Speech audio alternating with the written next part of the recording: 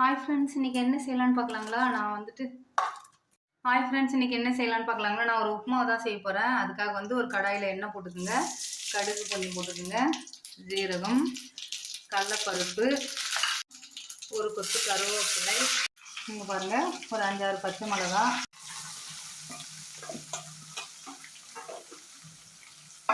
நல்லா எல்லாம் பொரியட்டும், நல்லா வதங்கி வரட்டும்.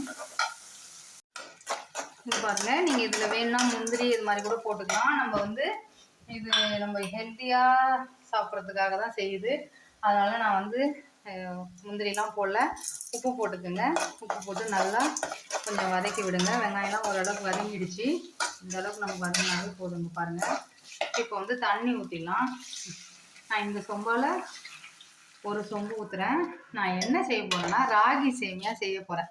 இங்கே பாருங்கள், எடுத்து வச்சுருக்கேன். இது ஒரு சிலர் அவிச்சிட்டு செய்வாங்க, இது பண்ணுவாங்க.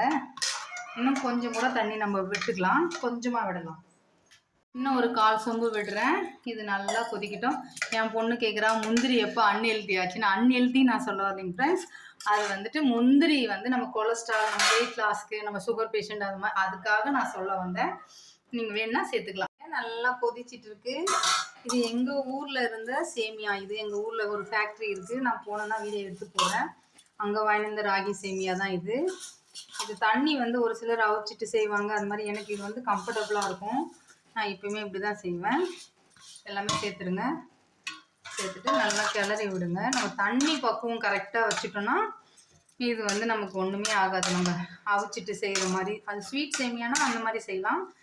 இது நம்ம சாதா இது தானே. இது பாருங்கள், அப்படி கிளறி விட்டுருங்க. கிளறி விட்டுட்டு கொஞ்சம் நேரம் மூடி போட்டு மூடி வச்சிடலாம். இங்கே பாருங்கள், நம்ம இது பண்ணது தெரியுதுங்களா? தண்ணி தான் நமக்கு பக்குவோம். இது இன்னும் கொஞ்சம் நமக்கு ஆறணும். இது குடிக்கிறது நல்லது தான், சூப்பராக இருக்கும். இது வெந்துடுச்சு. நமக்கு இன்னும் ஒரு 1 மினிட் அப்படி வச்சுட்டு ஆற வச்சுட்டு சர்வ் பண்ணிங்கன்னா சூப்பரான ராகி சேமியா ரெடி ஆகிடுச்சு. 5 மினிட்ஸில் செஞ்சிடலாம் ஃப்ரெண்ட்ஸ். ஒன்றும் இது ரொம்ப வேலையே.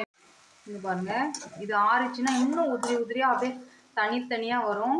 தேங்காய் சட்னியோ இல்லை வெங்காய சட்னி, வெங்காயம் தக்காளி சட்னி வச்சா அப்படி சாப்பிட்லாம். ஏன்னா ஹெல்த்தியாக வேணும்னா அப்படி சூப்பராக இருக்கும் ஃப்ரெண்ட்ஸ். நான் முடிஞ்சது. ஸ்டவ் ஆஃப் பண்ணிவிட்டு இப்போ சர்வ் பண்ணிட வேண்டியதான்.